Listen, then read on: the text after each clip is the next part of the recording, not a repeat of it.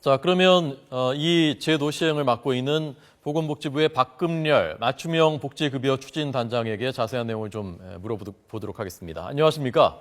네, 안녕하십니까? 네, 송파 새모녀법에서 제도가 많이 바뀌었는데 어떻게 바뀐 건지부터 우선 좀 간략하게 설명해 주십시오. 네네. 기초생활보장제도가 이렇게 맞춤형으로 바뀌게 되었는데요. 기존의 기초생활보장제도는 소득 인정액이 최저 생계비 이하이면 생계비, 주거비, 의료비, 교육비를 모두 지원받지만 네. 최저 생계비를 1원이라도 놓으면 모든 지원이 끊겼습니다. 예. 그래서 수급자가 일을 해서 소득이 올라가면 모든 지원이 끊길 수 있다는 불안감 때문에 일할 의욕이 떨어지는 문제가 있었습니다. 네네. 이에 이제 맞춤형 기초생활보장제도는 근로활동을 통해서 소득이 증가하더라도 필요한 지원은 계속 받을 수 있도록 선정 기준을 급여별로 따로 두어 즉 다층화해서 생계, 의료, 주거, 교육비를 지원해 드립니다. 네네. 이렇게 함으로써 수급자분들이 이 일을 통해서 보다 적극적으로 자립에 나설 수 있도록 하려는 것이고요. 이와 아울러 가지고 사각지대 완화를 위해서 부양 의무자 기준도 대폭 완화했습니다. 네네. 예를 들어서 4인 가구 아들이 따로 사시는 어머님을 모시는 경우에 아들 가족이 기존에는 297만 원 이상 소득이 있으면은 지원이 안 됐으나 이번 개편 제도에 의해서 이 기준이 297만 원에서 485만 원으로 대폭 늘어나게 됩니다. 네. 또한 중증 장애인 가구 경우 추가 완화를 시켰고요. 교육급여 같은 경우는 부양 의무자 기준을 안전 폐지해서 더 많은 분들이 지원을 받게 되겠습니다. 네. 자, 우선 그러니까 네 가지로 분류를 하셔서 각각을 지급하신다는 거고요. 그 다음에 기준의 최저 생계비에서 중위소득을 받고 예. 있다는 거. 중위소득에 대해서 조금만 설명을 해주십시오. 예. 중위소득이라고 그러면 좀 생소한 개념이긴 합니다만 예. 우리나라 모든 가구를 일렬로 줄 세웠을 때 한가운데 오는 가구 소득을 말합니다. 예. 이렇게 중위소득을 쓰게 되면 국민소득이 향상됨에 따라서 기준이 자연스럽게 인상되는 효과가 있을 것으로 기대됩니다. 네. 그 중위소득이 올해의 경우는 1인 가구는 156만 원, 2인 가구는 266만 원, 3인 가구는 344만 원, 4인 가구는 422만 원이 되겠습니다. 2만 원 이렇게 되어 있습니다. 이게 월소득인 네네. 거죠, 그러니까? 네, 그렇습니다. 네. 자, 그러면 이 중위소득에 따라서 아까 말씀하신 네 개 그 분류를 어떤 기준에 해당하는 분들이 받으실 수가 있는 건지 그걸 좀 설명을 해 주십시오. 예.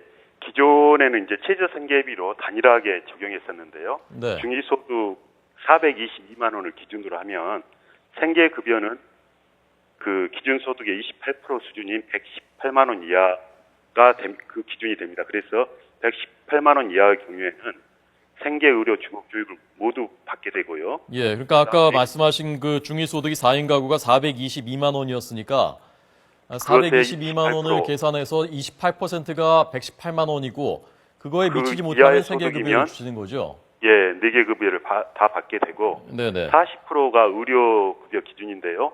40% 금액으로 환산하면 169만 원이 되겠습니다. 이런 경우에는 118만 원과 169만 원 사이에 소득이 있는 분들은 생계를 뺀 의료, 주거, 교육 혜택을 받게 되고 예. 그다음에 주거급여가 그 기준 종유소득의 43% 182만 원이 되게 되는데 169만 원과 182만 원 사이의 소득 구간에 해당되면 네. 주거 교육 혜택을 받게 되고 그다음에 이제 182만 원에서 교육급여가 50%입니다. 그러면 211만 원이 되는데 182만 원과 211만 원 사이의 소득 구간에 있는 분은 교육급여 혜택을 받게 될 수 있습니다. 네.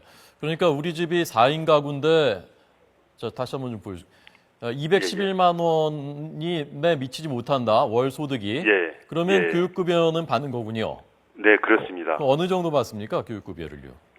교육급여는 이제 그 초등학교, 중학교, 고등학교 학급별 그러니까 학제별로 다르게 받게 되는데요. 네. 고등학교 학생의 경우에는 이 수업료하고 그다음에 이제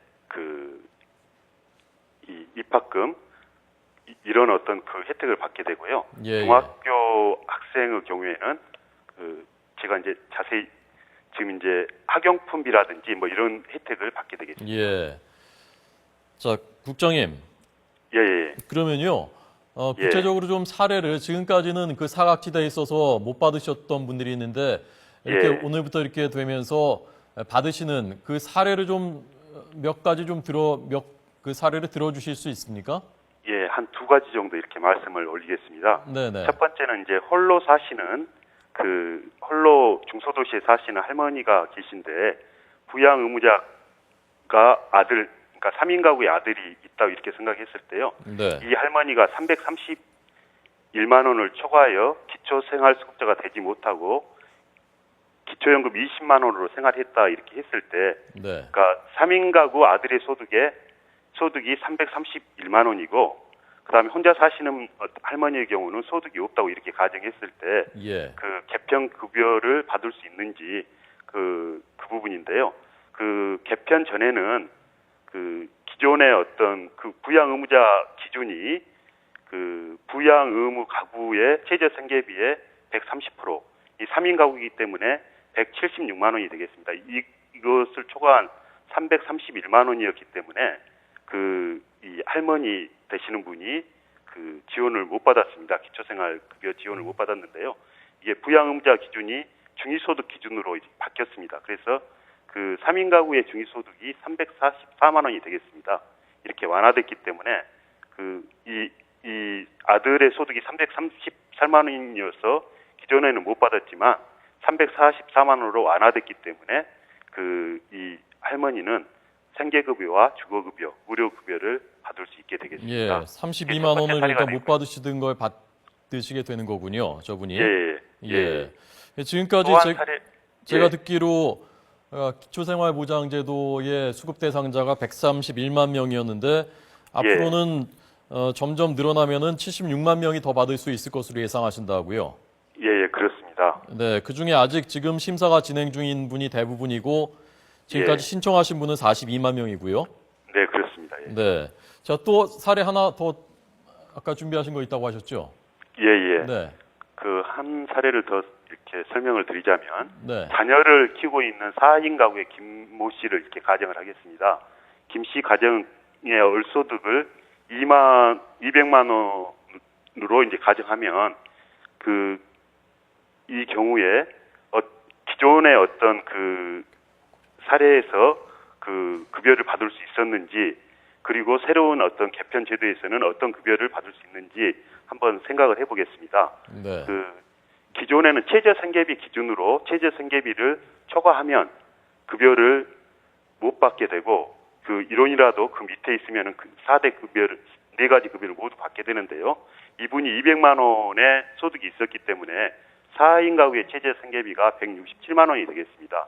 그래서 그 167만 원을 초과한 200만 원의 소득이 있었기 때문에 기존에는 그 모든 급여를 못 받게 됐는데요. 이제 그 새로운 어떤 개편 제도에 의하면 4인 가구의 기준 중위소득이 422만 원이 되겠습니다. 그것의 50%가 교육급여 기준이 되는데 이게 211만 원입니다. 211만 원이 되기 때문에 실제로 이 4인 가구 김모 씨 가장의 소득이 200만 원이 있기 때문에 예, 알겠습니다. 교육급여는 받게 되겠습니다. 예, 알겠습니다. 시간이 좀 제한돼 있어서요. 네네. 그 현장에서요.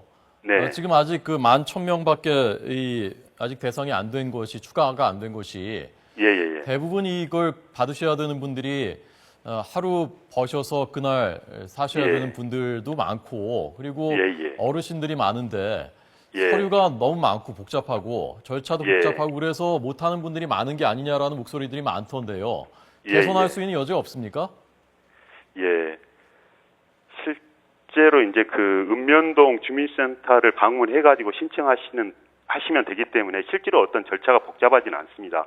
그 행정적으로 보면 신청에서 선정까지 복잡한 절차를 거치게 됩니다만은 그 읍면동 사무소에 가게 되시면 서류 구비 부담을 덜어드리기 위해 가지고 필요한 모든 서류를 제출받기보다는 담당 공무원이 신청하신 분의 동의를 전제로 해서 소득과 재산 관련 공적 서류를 확인해드리고 있습니다.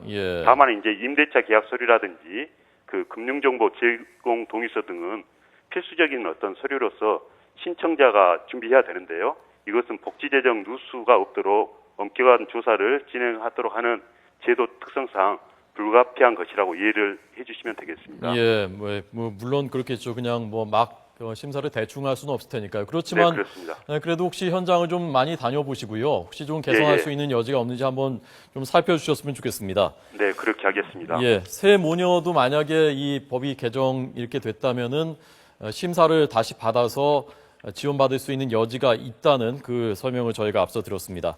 오늘 예. 잘 들었습니다. 고맙습니다. 네네, 감사합니다.